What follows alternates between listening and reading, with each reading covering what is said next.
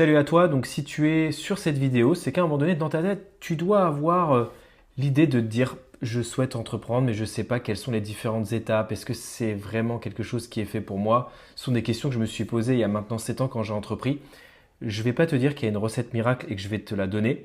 Je couche juste sur cette mind map quelques idées qui vont pouvoir t'aider, des choses sur peut-être sur lesquelles tu n'as pas encore pensé. Et donc, je t'explique un petit peu le point de départ et quel est le cheminement qu'on peut mettre en place entre le fait d'avoir une idée et demain la faire émerger et de devenir entrepreneur.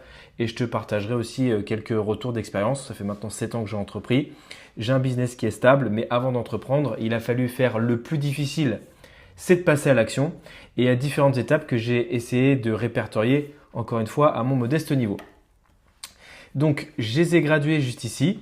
On va commencer par tout ce qui est motivation et aspiration. Donc, si tu es là aujourd'hui et que tu te poses la question demain de devoir entreprendre, eh bien, c'est peut-être parce que tu as différentes aspirations. Moi, j'ai relevé 3 grandes catégories dans lesquelles on peut mettre différents items. On va dire que le premier, ça peut être la sensation de liberté. Pourquoi? Parce que en fait, quand tu entreprends, si tu as envie d'entreprendre, l'avantage c'est de choisir en fait ta destinée entrepreneuriale avec qui tu souhaites être entouré, de pouvoir gérer aussi ses priorités de vie parce que des fois on a un travail, un CDI avec des charges qui sont contraignantes, charges mentales, charges au niveau du travail, on nous impose souvent des choses, on a un dirigeant des fois sur lequel on n'a pas forcément envie de gérer certaines tâches qu'il peut nous donner. On peut avoir un boulot qui est pénible et donc de pouvoir gérer ses priorités de vie aussi à travers son équilibre pro-perso. C'est vrai qu'on en parle beaucoup, mais de se dire, bon, je voudrais avoir une liberté de temps, financière, mais également de localisation, donc d'avoir une liberté au sens large. Aujourd'hui, la majorité des gens qui souhaitent entreprendre viennent dans un premier temps pour la liberté. C'est de manière globale quand j'interviewe d'autres dirigeants et ça a été aussi mon leitmotiv quand j'ai entrepris, mais forcément, ça vient derrière regrouper différentes choses. Choisir avec qui s'entourer, c'est très important. Dans un job, en fait, dans une société, on ne choisit pas tout le temps de qui on souhaite s'entourer. Même si on a la capacité et on a le charisme de faire le ménage, le tri des personnes qui nous entourent, on peut avoir des personnes qui nous tirent vers le bas et même si on essaie de s'en extraire, elles peuvent toujours être là. Et donc l'entrepreneuriat, c'est de choisir toutes les personnes qui nous inspirent, avec lesquelles on va pouvoir s'entourer et se tirer vers le haut. Donc ça, je dirais que c'est la première motivation et aspiration de beaucoup de personnes. C'est peut-être d'ailleurs la tienne. Ensuite, on a la réussite d'un projet. En fait, dans le salariat, c'est rarement son projet. Donc, on est là parce que c'est le projet de quelqu'un d'autre et on vient enrichir le projet de quelqu'un d'autre. Entreprendre, c'est créer son propre, autoconstruire son projet et par définition accomplir un rêve. Qu'est-ce que j'entends par accomplir un rêve? Quand on entreprend, notamment dans son domaine dans la passion, dans ce qu'on aime. Donc, par exemple, je prends tous ceux qui entreprennent dans la passion. Je prends l'exemple, ta passion c'est le sport, tu deviens coach sportif, en fait tu accomplis un rêve. Le rêve c'est quoi? C'est de vivre de ce qui t'anime. Donc, liberté de localisation, de temps et financière. On va en parler après, c'est le troisième point. Réussir un projet que j'ai moi-même auto-construit. Je ne participe pas à la construction et à la richesse de quelqu'un d'autre. Et par définition, de pouvoir accomplir un rêve, de bosser dans ce que j'aime, dans ce que j'ai envie. C'est souvent ce qui revient. Et en 3, on a l'argent, forcément. L'argent, donc gagner plus d'argent qu'en étant salarié. Bah oui, en fait, quand on est salarié, arrivé à un moment donné, on peut rarement gagner plus que son poste. La deuxième chose, dans les trois libertés, on a la liberté financière. On a envie d'être libre financièrement, donc de travailler peu, mais gagner plus, ou de travailler plus et de gagner plus, ou en tout cas de travailler plus et de gagner plus demain, et surtout de gagner de l'argent par ses propres moyens et non plus par les moyens d'une société par laquelle on travaille. Donc ça, c'est la première chose, ce sont les motivations et les aspirations. Donc ça, c'est déjà tout ce qui peut être dans notre tête et sur lequel on peut se dire, tiens, demain, voilà pourquoi j'aimerais entreprendre. Quel est mon désir le plus profond d'entreprendre? Ensuite, avant le passage à l'action, on a vu qui, pour moi, vient vraiment à la fin de savoir est-ce que je le fais ou est-ce que je ne le fais pas. Je vais avoir la notion de déclencheur. C'est ce qui m'est personnellement arrivé. Donc pour moi, il y a quatre types de déclencheurs. On va commencer par le premier qui est pour moi le plus grand, c'est la perte de sens dans son travail. Donc voilà, très clairement, on ne trouve plus du tout de sens dans son travail, on le fait de façon alimentaire pour gagner sa vie. Et donc on ressent une certaine lassitude, solitude, voire à un moment donné dans beaucoup de sociétés, et notamment dans les sociétés commerciales, du harcèlement. Et donc on a une perte de sens, une perte de saveur de pourquoi on existe, pourquoi on fait ça. Le deuxième déclencheur, on va avoir aucune perception d'évolution dans son job, c'est-à-dire que ok, tout se passe bien, mais en fait, qu'est-ce que je fais là? Est-ce que je vais pouvoir aller plus haut? Je suis commercial, je fais beaucoup d'argent, mais finalement, ok, je fais de l'argent, j'ai acheté une maison, j'ai construit une famille, je pars en vacances, je me suis acheté une belle montre, une belle maison. Mais en fait, au niveau de l'épanouissement mental, c'est quoi la next step en fait de la roadmap? C'est comme si j'avais une map qui était toute petite et je veux voir plus, mais en fait, bah non, parce que le plus, c'est pas à toi de le voir, c'est à d'autres personnes qui sont au-dessus de toi et ça changera jamais. Donc aucune perspective d'évolution. Le fait d'être bloqué, c'est le déclencheur de se dire, bah en fait, ça, si demain je veux voir plus de choses, il faut que je puisse entreprendre. Ensuite, le déclencheur, il y a plusieurs personnes autour de toi, autour de vous, qui peuvent être entrepreneurs et qui vont vous expliquer ce que c'est que l'entrepreneuriat. Donc, par exemple, moi, l'un de mes déclencheurs, les déclencheurs que j'ai eu une perte de sens dans mon travail. Mais en plus de ça, j'ai été entouré de personnes qui étaient entrepreneurs et ça m'a donné l'idée de vouloir entreprendre. Donc, quand on a des personnes autour de soi qui sont entrepreneurs, on est attiré par ce qu'ils font, non pas que par leur train de vie, parce que tous les entrepreneurs ne sont pas millionnaires, c'est une croyance, mais par la façon dont ils dirigent leur vie professionnelle. Et donc, ça peut attirer. Et donc, moi, effectivement, il y a une personne qui était entrepreneur et qui m'a mis justement cette idée de, tu sais, tu es salarié, tu es accompli en tant que salarié, tu es bloqué dans ton poste, tu n'as peut-être aucune perspective, tu perds du sens dans ton taf, mais attention, moi je suis entrepreneur, je suis passé par là aussi, ces différentes étapes, et donc il y a un déclencheur. Et après, on a l'opportunité. L'opportunité, vous êtes salarié, quelqu'un qui crée sa boîte, qui dit viens, écoute, demain on peut lancer cette boîte. Et justement, derrière le troisième item, c'est l'association. Soit en fait vous avez eu vos motivations avec votre déclencheur et donc ensuite vous vous associez ou pas. Ou alors l'opportunité de votre déclencheur va faire que vous allez vous associer. Pourquoi? Une personne vous a dit je veux lancer mon business ou j'ai déjà un business qui est lancé, il me faut une personne comme toi. Vous êtes salarié aujourd'hui, bon allez on se lance. Et donc dans ce cas-là, soit en fait on commence seul. Donc ça veut dire qu'il faut quand même prendre les conséquences. L'avantage c'est de pouvoir porter tout seul toutes les décisions. Ça, c'est l'avantage de tout construire soi-même. Mais le revers, c'est la solitude de l'entrepreneur. Il faut quand même le dire. Il faut quand même être fort mentalement de construire un projet, d'y croire jusqu'au bout, sans douter tout seul. Et de supporter tous les risques associés. Demain, pour des emprunts, vous pourrez lever toujours plus d'argent si vous êtes plusieurs têtes dans votre société que quand vous êtes tout seul. Normal, on a la notion de homme clé. Une seule personne, un titre personnel sur son propre business. Les banques, elles peuvent avoir beaucoup plus de mal de prêter du business. Ou alors, on peut être accompagné. L'avantage, c'est justement de ne pas être seul, de pouvoir partager, de pouvoir aller plus vite. Mais après, il faut dire aussi ce qui est. Il va falloir partager les richesses. Donc, en fonction de la prise de participation et de l'intervention de chacun, il peut y avoir forcément des désaccords à court, moyen ou long terme. Mais aujourd'hui, il faut savoir que 43% des associations échouent. Voilà. Attention, je ne prends pas parti. Dans certaines de mes sociétés, je suis associé. Sur d'autres, je suis tout seul. Ça peut être aussi une stratégie en fonction de vos activités. Je peux être seul sur certains business. Je peux être avec des associés dans d'autres. Je ne suis pas là du tout pour critiquer ou prendre parti. Moi, j'ai démarré seul. Donc je parle vraiment, la solitude, je l'ai vraiment connue et je discute avec des entrepreneuriats à travers FMR tous les jours qui aujourd'hui sont dans des situations où ils sont seuls. Donc c'est pour ça d'ailleurs qu'on les accompagne grâce au mentorat associé FMR parce que la solitude, justement, ne permet pas de scaler et de pouvoir aller beaucoup plus loin. Mais d'être accompagné, il faut pouvoir jauger les plus et les moins. Des fois, on peut s'associer avec des amis, des membres de la famille, bref. Tout ça, il faut savoir que quand ça s'arrête, ça peut être lourd de conséquences et bien quand même maximiser les risques au démarrage. Donc là, j'ai mes motivations. Je sais pourquoi, je sais quels sont mes déclencheurs.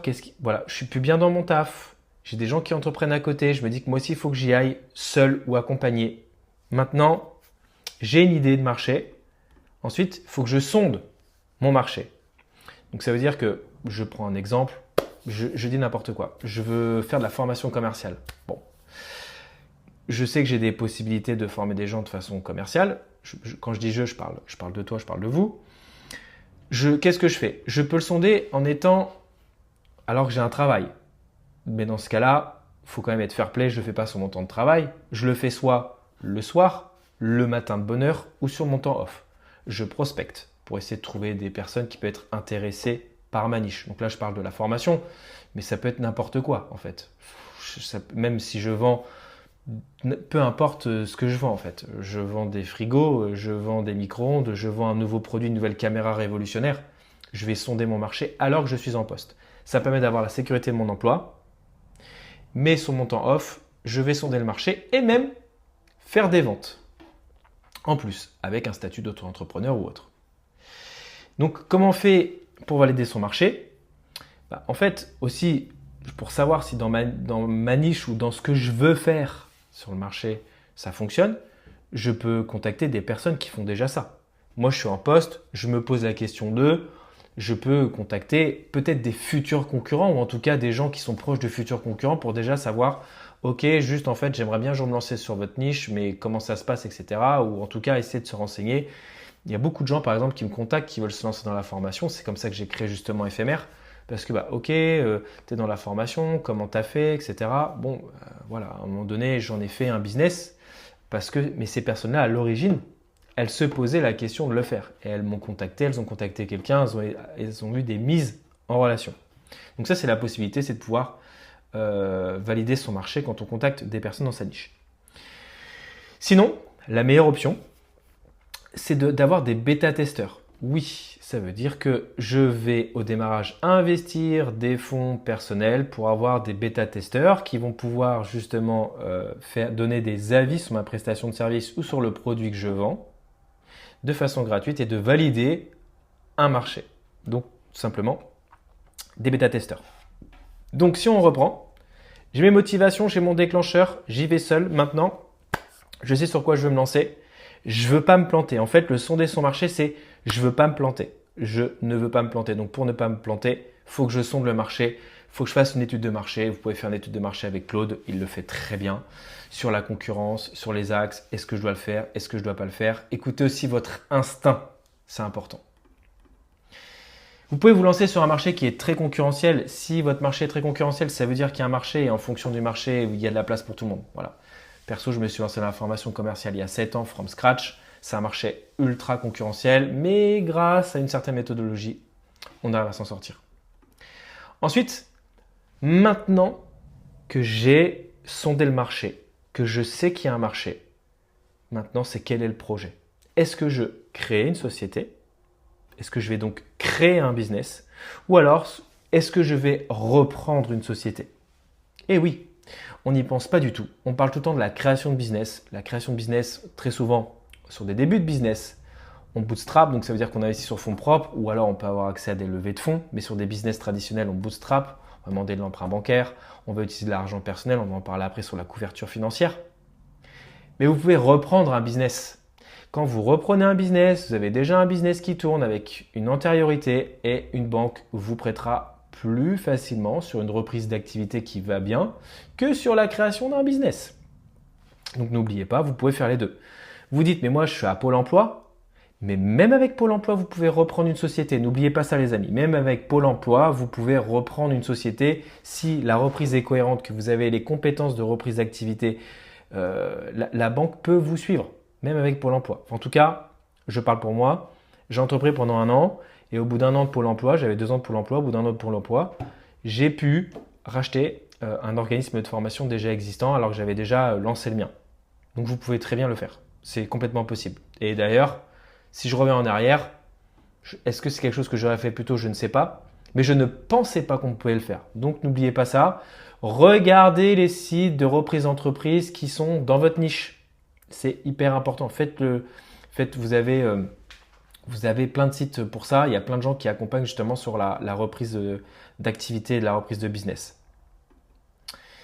Maintenant, le nerf de la guerre, c'est quelle couverture financière vous allez avoir. Alors là, vous avez différentes opportunités. Vous avez l'opportunité Pôle emploi, selon votre rupture de contrat. Oui, il faut quand même le dire que ça existe. Si vous avez été en poste pendant des années, vous avez cotisé pour ça, donc vous n'allez pas pleurer pour l'avoir, vous avez payé pour ça, vous l'avez. Je vous encourage de le faire rapidement si vous avez un projet de création et que vous l'utilisez Pôle emploi parce que on est en train de réduire à fond les budgets. Donc avant c'était 24 mois à 57%. Maintenant on est plutôt aux alentours de 18 mois avec une graduation descendante au niveau du revenu. On a l'art, on a l'acre, bref. Bon, si vous êtes au mentorat chez nous, on vous explique tous les systèmes.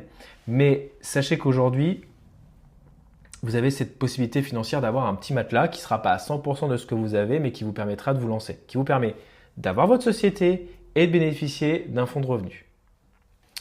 Ensuite, vous allez avoir l'accès à un fonds propre personnel. Si aujourd'hui vous voulez financer la création de votre société, encore une fois, je prends un éventail qui est large, partez au moins selon le business et selon la façon dont vous avez sondé votre marché, au moins sur 1 an de salaire minimum. Le minimum vital sur 1 an. Vous pouvez le faire sur moins, mais ça dépend de comment vous allez sonder le marché et du moment où quand vous allez appuyer sur le bouton de « Allez, c'est bon, je me lance, je passe à l'action », j'ai déjà du chiffre d'affaires qui rentre. Et ça, il n'y a que vous qui pouvez le savoir. Je ne porte pas la responsabilité. Mais au bout d'1 an, si vous vous êtes bougé, vous avez normalement un business qui commence à avoir du revenu. Est-ce qu'il sera rentable? C'est une bien autre question. Je ne peux pas me mettre à votre place, je ne connais pas votre business.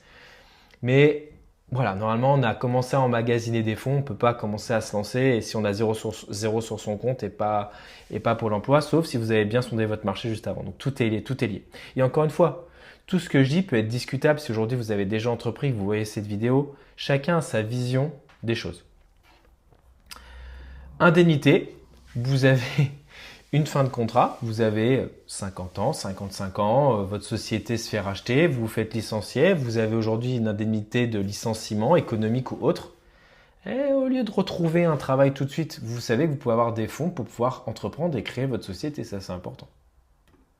Donc, sur cette première partie d'entreprendre, si on refait le cheminement, au démarrage, entreprendre, c'est une motivation, une aspiration d'auto-construire un projet pour soi, de ne plus dépendre de quelqu'un et d'avoir une sensation de liberté.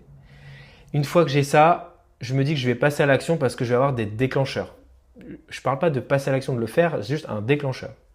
J'en ai marre, j'ai envie d'entreprendre parce que dans mon poste, je stagne, parce que je vis du harcèlement, parce que je trouve plus de sens dans ce que je fais, parce que j'ai des gens autour de moi qui entreprennent et que moi aussi j'ai envie d'entreprendre. Ça, c'est mon déclencheur. Ensuite, est-ce que je le fais seul ou pas seul avec avantages et inconvénients de chaque modèle? C'est bon, je suis prêt à me lancer, mais je veux d'abord savoir si je me lance, je vais gagner de l'argent. Donc je sonde pour savoir si je vais être en capacité de faire ça. Je fais ça le soir, le week-end, etc. Ensuite, je me dis, ok, je fais mon projet, qu'est-ce que je fais? Est-ce que je fais une création ou est-ce que je reprends une société? Avec Fusac, c'est ça que je cherchais tout à l'heure, fusion-acquisition. C'est un site qui vous permet justement d'avoir toutes les fusions et toutes les acquisitions. Ça vous permet de voir toutes les entreprises qui sont en session. Maintenant, c'est beau, j'ai mon projet, j'ai tout, c'est sondé. Mais est-ce que, selon mon étude de marché, je vais pouvoir faire de l'argent rapidement ou pas? Et donc, c'est ce qui va pouvoir me permettre d'avoir mon besoin en fonds de roulement sur 1 an ou 2 ans, via un Pôle emploi, via de l'argent que j'ai mis de côté, etc., ou d'autres aides diverses. Maintenant, on va s'approcher de l'autre côté parce que je me rapproche de plus en plus de mon lancement. Je vais avoir ce qu'on appelle préparer son plan A et préparer son plan B. Préparer son plan A, donc là, tout ce qu'on est en train de faire, c'est le plan A, mais il faut que je prépare mon plan B. Pourquoi? Parce que je serai plus libre mentalement en me disant, si mon plan A ne marche pas, quel va être mon plan B? Donc chacun peut avoir son plan B, redevenir salarié. Bon, ok, selon les motivations initiales, je peux redevenir salarié. Je peux pivoter de business selon la capacité financière. Qu'est-ce que ça veut dire? Je prends un exemple, je reprends l'exemple des caméras. Je me lance dans la vente de caméras. La vente de caméra, finalement, je me rends compte que ça marche pas très bien. Mais en faisant cette vente de caméra, je me suis rendu compte que je pouvais vendre des écrans. Donc, je vends des écrans et là, je vais arriver mon business. Je me lance dans la formation commerciale. Je me rends compte que dans la formation commerciale, finalement, j'y arrive pas. Je vais me lancer dans la génération de leads. Donc ça, c'est le fait de non pas faire du cross-selling, je peux, mais ça me permet de me diversifier et pivoter aussi mon business. Donc, il faut toujours que vous étudiez votre plan B. Ok, si ça ne marche pas, je redeviens salarié. Est-ce que si mon CV est mis sur le marché, je vais pouvoir retrouver rapidement un emploi? Ok, par contre, je n'ai pas envie de redevenir salarié. Alors, comment je viens pivoter mon business? Voilà. Une fois que vous avez ça, vous êtes prêt à pouvoir entreprendre. Même s'il faudra un mindset de gagnant, il y a encore plein de choses, mais ensuite, vous allez devoir vous lancer sur la partie juridique pour pouvoir entreprendre. Juridique, comptable.